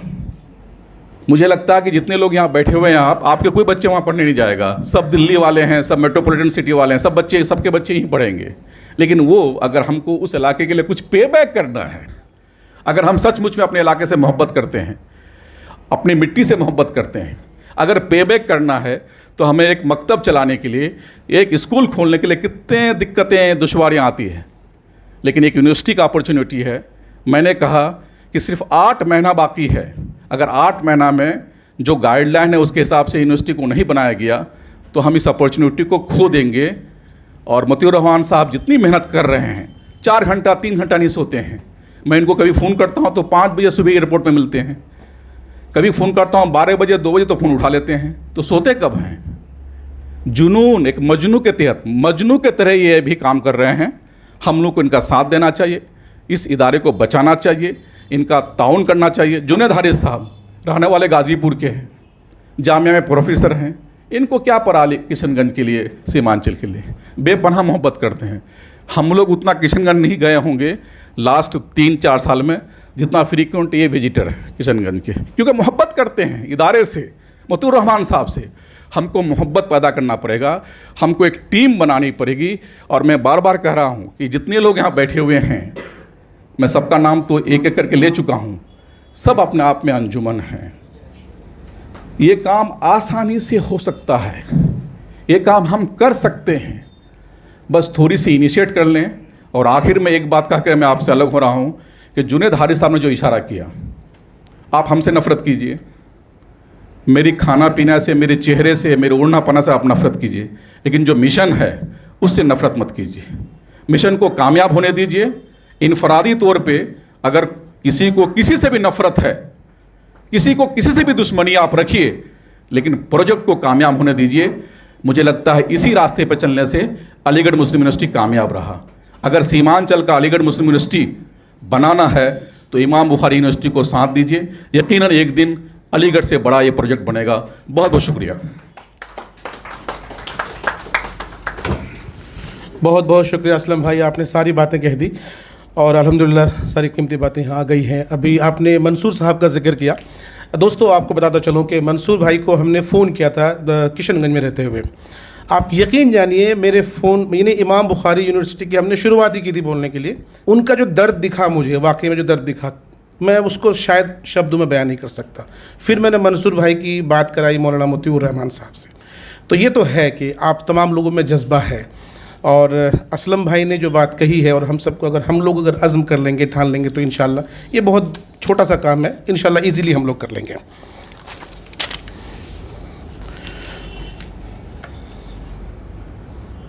अब मैं अब्दुल अज़ीज़ बस्तवी साहब से गुजारिश करता हूँ कि आप आएँ, कीमती बातें रखें। अस्सलामु अलैकुम रहमतुल्लाहि व बरकातुहू। मैं अपनी बात सिर्फ एक पॉइंट से शुरू करूँगा कि हम अभी ज़िक्र कर रहे थे 1200 रुपये पर स्क्वायर फुट। अभी मेरी कल ही एक मस्जिद के सिलसिले में किसी से बात हो रही थी। मक्का और मदीना के बीच में शाहराह पर एक छोटी सी मस्जिद थी, उसको तोड़ करके वो बहुत बड़ी मस्जिद बना रहे हैं, बहुत बड़ी। और उन्होंने सब लोगों से 12 रियाल फ़ी आदमी इश्तराक, 12 रियाल फ़ी आदमी का ऐलान किया है। तो मेरे कहने का मतलब है कि एक छोटी सी मस्जिद जो शार आम पर है, मदीना से मक्का जाते हुए, उसका प्रोजेक्ट मल्टी मिलियन का है। और उसमें जो उनकी सोच है कि हम चाहते हैं ज़्यादा से ज़्यादा लोग शरीक हों, 12 रियाल फ़ी आदमी। तो ये जो एक पहल है 1200 रुपये पर स्क्वायर फीट, मेरा ख्याल ये बहुत अच्छी चीज़ है। और हमारा सबका यह अज़्म होना चाहिए कि इस प्रोजेक्ट को बग़ैर किसी ताख़ीर के जितना जल्द मुमकिन हो। और फिर एक चीज़ और मैं कहना चाहूँगा कि ये हमारा पहला और आखिरी मकसद नहीं होना चाहिए। हम अगर हिंदुस्तान की आबादी के हिसाब से अपनी मुस्लिम आबादी की निस्बत निकालें तो एक यूनिवर्सिटी से हमें काम चलने वाला नहीं है। तो हम अपने अंदर ये जुनून बाकी रखें कि भाई इमाम बुखारी पहले मुकम्मल करें, इसके बाद फिर हमें दूसरी यूनिवर्सिटी भी बनाना है। और जो यहाँ पे मुफक्किर लोग बैठे हैं उनको इस चीज़ पे सोचना चाहिए कि हमें जो है मुख्तलिफ हिंदुस्तान के मुख्तलिफ हिस्सों में और भी यूनिवर्सिटियाँ बनानी चाहिए, ताकि हमारी कौम जो है जो इस दर्जे पे पहुँच चुकी है कि मैं जब बहुत से इदारों में जाता हूँ तो मेरे पास एक ही चीज़ नज़र आती है कि किसी भी ऊँचे ओहदे पे 1% भी लोग नहीं मिलते हैं। चाहे मैं बैंकिंग सेक्टर में जाऊँ, चाहे मैं किसी भी मिनिस्ट्री में जाऊँ, किसी भी जगह कहीं भी चले जाए, बस गिने चुने 2-4 नाम दिखाई देते हैं। ये बहुत बड़ा साना है। और ये काम सिर्फ इमाम बुखारी यूनिवर्सिटी से मुकम्मल नहीं होगा, लेकिन उसके लिए हमें पहले इमाम बुखारी यूनिवर्सिटी मुकम्मल करनी पड़ेगी और उसके बाद हमें शेख जैसे और भी शेख पैदा करने होंगे जिसके अंदर ये जज्बा हो। हम इस अपने नेटवर्किंग माहौल को पैदा करके ऐसे भी शयूख पैदा करने पड़ेंगे जिनके अंदर ये जज्बा हो कि ये इस फ़िक्र को आगे लेके चलें, ताकि कौम बेदार हो। कौम का जागना बहुत ज़रूरी है। कौम सो रही है। हर आदमी कहता है कि हम परेशान हैं, लेकिन कोई ये नहीं सोचता कि हमने क्या अपने लिए क्या किया या हमारे पड़ोसी ने दूसरे के लिए क्या किया। तो ये बहुत अहम हिस्सा है। और मैं इसी चीज़ पे लोगों से जिक्र करता हूँ कि भाई जब तक कौम खुद नहीं जागेगी कुछ नहीं होगा। इसलिए हर फ़र्द का यहाँ पे फ़र्ज़ बनता है। देखिए एक हदीस है, तलबुल इल्म फ़रीज़ा, इल्म का हासिल करना फ़र्ज़ है। हर आदमी जानता है, लेकिन क्या हर आदमी इस पर अमल कर रहा है? अब उसका फ़र्ज़ कैसे हासिल होगा? अगर हमारे अंदर वसाइल हैं तो हम उनको वसाइल को दें। हमारे पास पैसा है, हम पैसा दें। हमारे पास दीनी मालूमात है, हम दीनी मालूमात दें। हमें दुनियावी मालूमात है, दुनियावी मालूमात दें। जो भी दे सकते हैं दें। लेकिन क्या हम ऐसा कर रहे हैं? तो ये हमें सोचना पड़ेगा। और आखिर में मैं आप लोगों के लिए बता दूं कि मैंने इमाम बुखारी यूनिवर्सिटी का दौरा भी किया था और मैं शख्सी तौर पर काफ़ी मुतासिर हुआ था।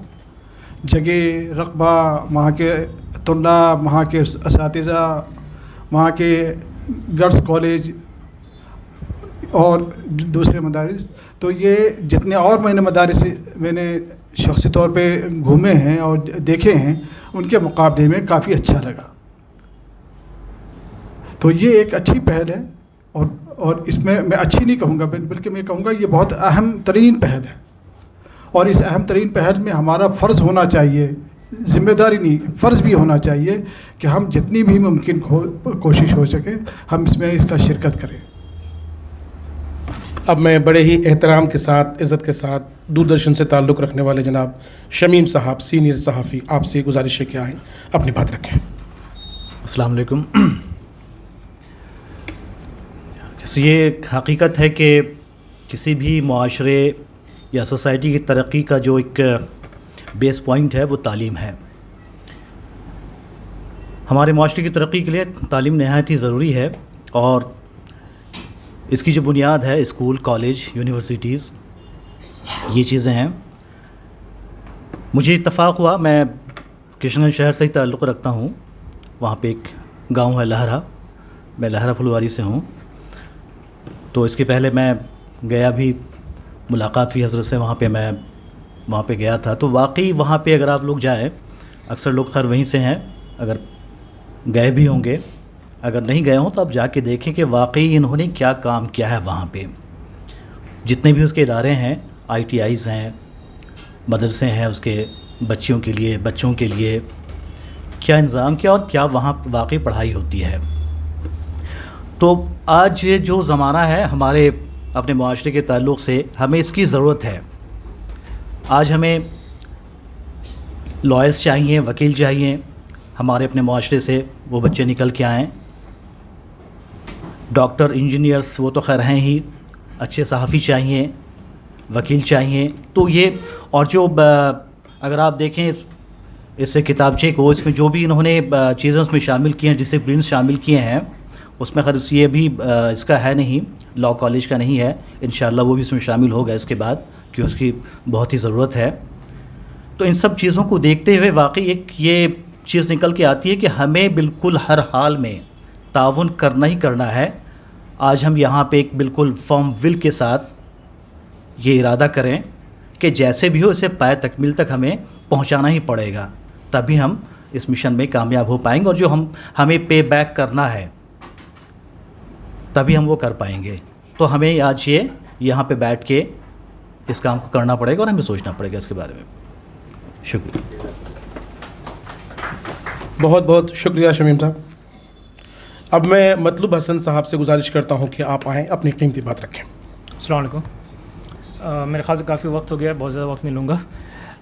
बस छोटी सी बात यह है कि मैं इंसान स्कूल से ताल्लुक़ रखता हूँ और भी मेरे कई भाई लोग हैं यहाँ पे जो सीनियर्स भी हैं, जूनियर्स भी हैं, जो इंसान स्कूल से ताल्लुक़ रखते हैं। सैयद हसन साहब का भी ख्वाब था बेसिकली कि वो यूनिवर्सिटी कायम करें। कई बार हम लोग जब मैट्रिक वगैरह में थे इस बात का डिस्कशन होता था करें, उनका वो ख्वाब पूरा नहीं हो पाया और शायद इसकी उम्मीद भी नहीं है आगे, क्योंकि ऐसे हालात नहीं वहाँ पे। लेकिन बहुत अच्छी चीज़ ये है कि मतीउर रहमान साहब ने इस चीज़ को इनिशिएटिव लिया है कि वहाँ पे एक यूनिवर्सिटी कायम करें और इसमें सपोर्ट हम लोग का इंशाल्लाह पूरा रहेगा। जैसे असलम भाई ने भी कहा सारी चीज़ें, जो सपोर्ट सिस्टम हम लोग ज़रूर प्रोवाइड करेंगे उसके लिए। और बाकी चीज़ें जो इंफ्रास्ट्रक्चर है, जो इन्वेस्टमेंट्स हैं, जो पैसे हैं, वो एक तरफ है, क्योंकि बहुत सारे एजुकेशनिस्ट भी यहाँ पे PhDs हैं, डॉक्टर्स हैं यहाँ पे, डॉक्टरेट्स हैं। तो एक जो सेकंड लेवल होना चाहिए उसके बाद, जब ये इंशाल्लाह 1 साल के बाद जो टारगेटेड अमाउंट है वो पूरा हो जाए, इंफ्रास्ट्रक्चर डेवलप हो जाए, ऐसी निश्चित फिर दोबारा भी होनी चाहिए कि एजुकेशन को कैसे आगे बढ़ाएं, क्योंकि it's not only about higher education, it's about like excellence in higher education. जैसे जामिया यूनिवर्सिटी में है, जामिया हमदर्द में है, आप ये देखेंगे कि अलीगढ़ मुस्लिम यूनिवर्सिटी टॉप 10 कॉलेजेस में देखेंगे तो एकेडमिकली अगर आप देखें तो अलीगढ़ मुस्लिम यूनिवर्सिटी और जामिया मिलिया इस्लामिया का नाम आता है in terms of quality of education.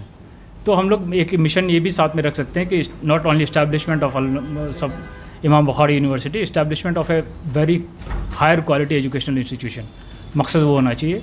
और उसके लिए भी एक बाकी नशिश भी होनी चाहिए, सिटिंग्स होनी चाहिए। लेकिन फ़िलहाल तो ज़रूरत इस बात की है कि सब लोग आगे बढ़ें और जैसे जैसे जिस लेवल पे भी कंट्रीब्यूट कर पाएँ। और बहुत छोटे साइलोज़ बनाए गए हैं जो बहुत ही अच्छा मैनेजमेंट आइडिया होगा, जिनका भी आइडिया था 1200 रुपये पर स्क्वायर फीट का। It's an excellent idea actually, it will work actually, it's working actually. तो ये बहुत ही अच्छा तरीका है, क्योंकि आप इसमें हर आदमी पार्टिसिपेट कर सकता है अपने लेवल के हिसाब से, अपने स्टेप्स के हिसाब से। तो हमारा कंप्लीट सपोर्ट है मतीउर रहमान साहब के लिए, और जिस लेवल पे भी हम लोग काम कर सकते हैं इंशाल्लाह उस लेवल पे ज़रूर काम करेंगे। इसके लिए बहुत बहुत शुक्रिया। बहुत बहुत शुक्रिया जनाब। अब मैं हाजी मंसूर साहब से गुजारिश करता हूं कि आप आएँ, अपनी बातें रखें। हाजी मंसूर साहब हमारे लास्ट स्पीकर हैं। आप में से कोई अगर अपनी बात रखना चाहें तो मंसूर साहब के बाद अपनी बात रख सकते हैं। अस्सलाम वालेकुम। बहुत खुशी की बात है कि हमारे किशनगंज में इमाम बुखारी यूनिवर्सिटी का आगाज़ हो रहा है। अल्हम्दुलिल्लाह इसकी इतनी खुशी है कि लफ्ज़ों में बयान नहीं कर सकते। मौलाना मतीउर रहमान साहब को मैं जानता हूँ, डायरेक्ट तो मुलाकात नहीं हुई, इनके अब्बू से मुलाकात हुई थी। मेरे शहर वो कमिश्नर है उनके घर। अल्हम्दुलिल्लाह इनके अब्बू इतने सीधे साधे, लेकिन इनका अपना एक विज़न और मिशन था जिसको आगे लेके ये चल रहे हैं मतीउर रहमान साहब। इनका अल्हम्दुलिल्लाह इतना बड़ा कुंबा है, ये चाहते तो 5-10 लोगों का एक ये बना करके कमेटी बना करके आराम से कर सकते थे, लेकिन इन्होंने, इनका एक बरकपन है और इनका विज़न है कि पूरे किशनगंज पूरे लोगों को लोगों के लेके चले और सबका कंट्रीब्यूशन है रहे, जिसके लिए सब उसके लिए फ़ायज़याब हुआ। अस्सलाम वालेकुम। चलिए, अब मैं इमदादुल्लाह साहब से गुजारिश करता हूँ कि आप आएँ और अपनी कीमती बात रखें। जनाब इमदादुल्लाह साहब। बिस्मिल्लाहिर्रहमानिर्रहीम। नहमदुहु व नसल्ली अला रसूलिहिल कमील। डाइस पर बैठे हुए तमाम हज़रात, जैसा कि आप लोगों ने यूनिवर्सिटी के ताल्लुक़ से सारे इंट्रोडक्शनरी कलमात सुन लिए हैं, अब बहुत ज़्यादा कहने की कोई बात है नहीं। बात सिर्फ इतनी है कि रिसोर्स जनरेट कैसे किया जाए। तो अब यूनिवर्सिटी का, जैसा असलम साहब ने कह दिया है और आप लोगों को भी पता है कि लेटर ऑफ इंटेंट मिल चुका है, तो यूनिवर्सिटी कायम हो चुकी है, उसका इंफ्रास्ट्रक्चर बनना है। इंफ्रास्ट्रक्चर बनने के लिए रिसोर्सेज को जनरेट करना है, तो उसमें हम लोगों का ताउन कैसे होगा।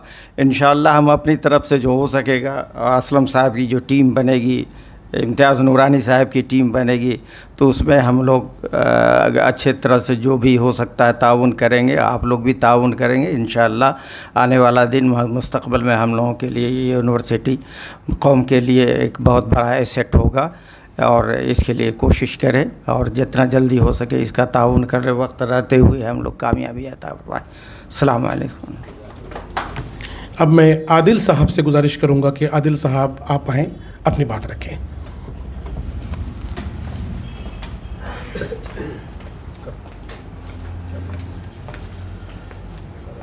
अस्सलाम वालेकुम। मुझे बड़ी खुशी है कि आज मैं इस महफ़िल का हिस्सा हूँ, और मतीन सल्फ़ी साहब, मेरी बहुत ज़्यादा तो इनसे वो मुलाकात नहीं है, बट मैं इनसे बहुत मुतासिर हूँ कि किशनगंज में इन्होंने एक इदारा, हालांकि इनके तो काफ़ी सारे इदारे हैं, और ITI जो कॉलेज है उनसे मेरा छोटा वाला भाई क्या कहते हैं कि इलेक्ट्रीशियन का कोर्स करके वो आज नौकरी कर रहे हैं। तो ये एक सर ने ये एक बात कही थी कि ये चाहते तो ये खुद से भी ये चीज़ कर सकते थे, बट ये चाहते हैं कि सबका कंट्रीब्यूशन हो, तो एक इंटरेस्ट जगह पेरेंट्स का। और हमारा जो किशनगंज है वो एजुकेशन के मामलों में बहुत ज़्यादा अपग्रेड नहीं है, और ये बहुत अच्छी पहल है, और हम सबको मिल कर के मतीन सल्फी साहब का साथ देना चाहिए और इसको आगे तक पहुंचाना चाहिए, और एक अच्छा इदारा वहाँ कायम करके हम अपने बच्चों के लिए कुछ ऐसा चीज़ हमको करना चाहिए। बहुत बहुत शुक्रिया। आदिल भाई ज़रा करेक्शन कर दें कि अब्दुल मतीन सल्फ़ी साहब इनके वालिद मोहतरम थे, ये हैं मौलाना मोतीउर रहमान साहब। जी जी जी। अब मैं बहुत ही इज़्ज़त के साथ और बहुत ही एहतराम के साथ डॉक्टर प्रोफेसर जनाब सरवर आलम साहब से गुजारिश करते हैं कि प्लीज़ आप आएँ, कीमती बात रखें।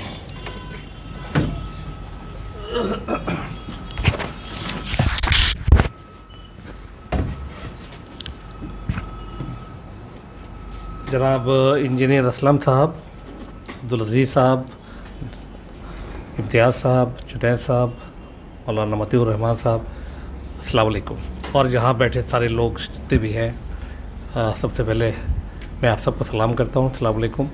और इंजीनियर असलम साहब का शुक्रगुज़ार हूँ कि मुझे उन्होंने आज फ़ोन करके बताया कि एक नशिस्त होने वाली है और मुझे उसका हिस्सा बनना है। तो मैंने फ़ौरन बोला कि ज़रूर, कि मेरी खुशनसीबी है कि मैं भी उसका एक हिस्सा बन पाऊँगा।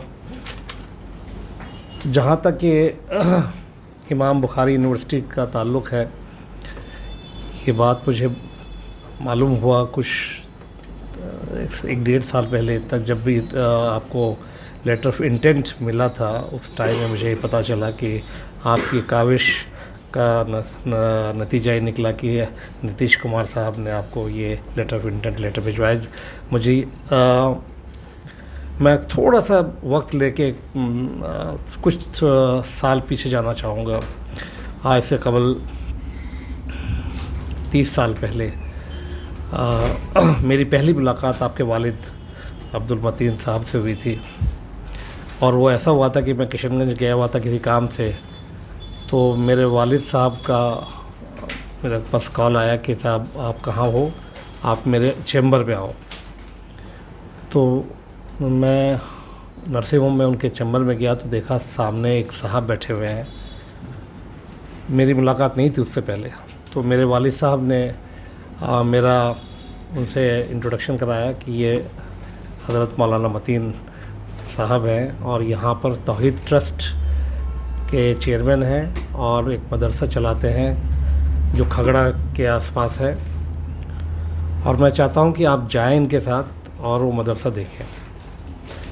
तो वो वालिद साहब का हुक्म था और मैं फ़ौरन मौलाना मतीन साहब के साथ गया, और जब मैं देखा तो उस वक्त गर्ल्स एजुकेशन पे उन्होंने एक अलग से सेक्शन बनाया हुआ था। वो मेरे लिए एक आई ओपनर था कि क्या एक आदमी की सोच इस लेवल पे है कि हम गर्ल्स एजुकेशन को इतना प्रायोरिटी पे रखे हुए हैं और एक सेक्शन बना के एजुकेट कर रहे हैं अपने बच्चों को। मैं बहुत मुतासिर हुआ और मैंने उनसे कहा कि साहब आपके तौहीद ट्रस्ट से मैं हर तरह से जुड़ूंगा और जो भी मेरे लायक होगा आप मुझे बताइएगा। और हम लोग मिलते रहे और जब भी वो दिल्ली आते थे मेरी उनसे मुलाकात होती थी। लेकिन एक दिन मुझे बड़ा शौक़ लगा जब मुझे पता चला कि उनको हार्ट अटैक हुआ और वो इस दुनिया से चले गए। लेकिन साथ में इस बात की खुशी भी है कि जो वो काम अधूरा छोड़ के गए थे उसको आपने अपने कंधों पर उठाया है और पूरी ज़िम्मेदारी के साथ उसको आगे बढ़ाने का जो आपने कोशिश किया है उस पे आपको कामयाबी भी मिली है अल्हम्दुलिल्लाह, और इंशाल्लाह और भी कामयाबी मिलेगी। और ये जो तकरीब आज मुनक़्क़िद की गई है, इस तकरीब में जो असलम साहब ने अभी चंद बातें कहीं, वो एक समझता हूँ मैं इग्निशन का काम करना चाहिए। That's way to ignite. अगर मैं ये कहूँ कि जापान को तबाह किया था 1945 में एक एटम बम ने। वो एटम बम क्या है? एक रेडियो एक्टिव न्यूक्लियाई है जिसमें एटॉमिक फिशन होता है, एक ही न्यूक्लियाई है, लेकिन वो 1 से 2 और 2 से 4 और 4 से 8 और 8 से 16 और 16 से 32, आप मल्टीप्लाई करते चले जाइए, वो इस तरह से फिशन होता है इनफाइनाइट वेज में। तो ये जो 1200 रुपये स्क्वायर फुट की बात शुरू हुई है, ये एक समझिए कि एटम बम का प्रिंसिपल पे ही सोचना है, और ये एक बहुत बड़ा आपको इमदाद इससे आ सकता है। और जो एक बात इन्होंने कही कि उस लेटर ऑफ इंटेंट में ये लिखा हुआ है, जो मैंने पढ़ा भी, कि अगर 2 साल में आप जब एक कमेटी जाएगी सर्वे करने के लिए और वो कमेटी को ये लगेगा कि आप से जो चीज़ें तवक्का हैं वो उस पर आप नहीं उतर रहे हैं, तो ये लेटर ऑफ इंटेंट विड्रॉ कर लिया जाएगा। और ये हम सब के लिए एक बहुत ही शॉकिंग न्यूज़ होगा कि एक हमें जो मौका अल्लाह ताला ने दिया है कि एक इदारा वहाँ किशनगंज में कायम हो, वो मौका हमारे हाथ से निकल सकता है अगर हम वक्त रहते सही डिसीजंस ना लें, सही चीज़ों को सही तरीके से ना करें। मैं छोटे सा 3 यूनिवर्सिटी का मिसाल दूंगा, चाहे वो जामिया मिलिया हो, चाहे अलीगढ़ मुस्लिम यूनिवर्सिटी हो, चाहे जामिया हमदर्द हो। इत्तेफाक से इन तीनों इंस्टीट्यूशन से मेरा बहुत क्लोज़ इंटरेक्शन रहा है। मैं जामिया मिलिया में भी मैं रहा हूँ, अलीगढ़ मुस्लिम यूनिवर्सिटी तो मेरा अल्मा मैटर है, मैंने वहाँ से पढ़ा है, वहाँ से वो जो कुछ भी बना हूँ आज वो अलीगढ़ की देन है। और जामिया हमदर्द में मेरी खुशनसीबी है कि मैं वो पहला इंसान था केमिस्ट्री डिपार्टमेंट में, जब जामिया हमदर्द यूनिवर्सिटी बनी तो मेरा पहला अपॉइंटमेंट था। और वो मुझे इस बात का भी शर्फ है कि मैंने तब से लेकर अब तक हर वाइस चांसलर के साथ काम किया है और हर फाइनेंस ऑफिसर और रजिस्ट्रार को छोड़ के हर ओहदे पे काम किया है। तो ये यूनिवर्सिटी, चाहे वो अलीगढ़ मुस्लिम यूनिवर्सिटी हो, जामिया हमदर्द हो, चाहे जामिया मिलिया हो, इसमें कॉमन चीज़ क्या है कि इनके जो फाउंडर्स थे उन्होंने अपने साथ कुछ लोगों को लिया और वो कारवां बनता चला गया। वो शेर है ना, हम अकेले ही चले थे जानिब मंजिल मगर, लोग साथ आते गए और कारवां बनता गया। तो आपने जो ये इतना बड़ा फ़ैसला लिया और इसके लिए आप इतना मेहनत कर रहे हैं, कोशिश कर रहे हैं, और जो आपकी कोशिश जो रंग ला रही है, इंशाअल्लाह इंशाअल्लाह इंशाअल्लाह हम सब लोगों का फ़र्ज़ होता है कि हर जिस तौर पे भी हो सके उस तौर पे इसमें ताउन करें। कतरा कतरा से ही दरिया बन जाता है, तो उसमें हम लोगों को कोशिशें करना चाहिए कि कहीं भी किसी तौर पे भी पीछे ना हटें। जो असलम साहब ने एक बात और अच्छी बात कही कि ग्रुप्स बनाएं, और ऐसे ग्रुप्स बनाएं जो एक्टिव ग्रुप्स हो। देखिए होता क्या है कि हम आज ये तकरीब कर रहे हैं और जब हम यहाँ से चले जाते हैं और चले जाएंगे तो फिर हमारी बातें यहीं पर दफन हो जाती हैं, और जब ये यहीं पर दफन हो जाती हैं तो फिर आगे मामला बढ़ता नहीं।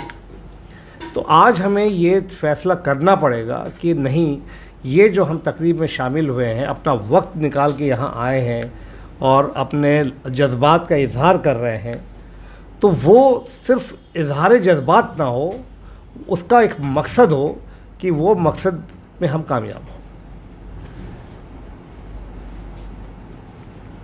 इंसान स्कूल किशनगंज में जब स्टार्ट हुआ, बहुत नाम कमाया, बहुत कामयाबी हासिल हुई, लेकिन एक पॉइंट ऑफ टाइम में आके वो उतना नहीं रहा जितना हम लोग को तवक्का था उससे। अगर उसके आप रीज़न्स पे जाना चाहेंगे, बहुत रीज़न्स हैं, लेकिन एक रीज़न जो मुझे लगता है वो बहुत इम्पॉर्टेंट है कि लोग जो जुड़े हुए थे वो जुड़ के नहीं रह साथ में। तो ये जो जोड़ने का काम है, ये बहुत इम्पॉर्टेंट है। और हमदर्द में तो मैंने ख़ास तौर से ये देखा कि